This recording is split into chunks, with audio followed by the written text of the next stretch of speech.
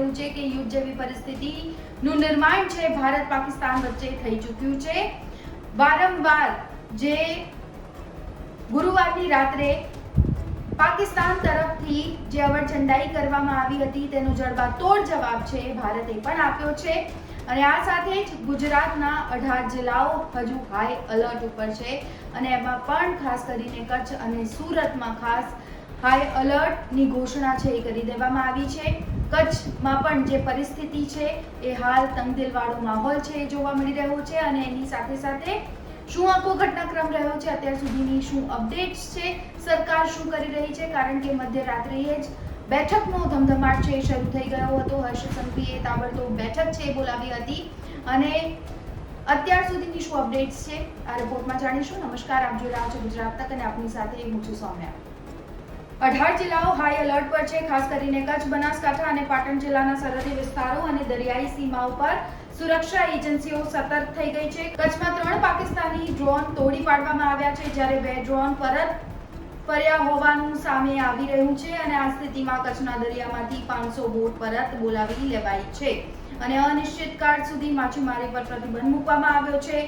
ગુરુવારની રાત્રે જ ભુજ, નખત્રાણા, અબડાસા અને લખપત સહિત મોટા ભાગના કચ્છમાં બ્લેકઆઉટ રહ્યો હતો જ્યારે બનાસકાંઠાના સુઈગામ અને વાવના 24 ગામ તથા પાટણના સાંતલપુરના 8 ગામમાં અંધારપટ છવાયો હતો। પવન પણ ન હોવાથી લોકોએ ગરમી અને ભયમાં જ રાત વિતાવી છે।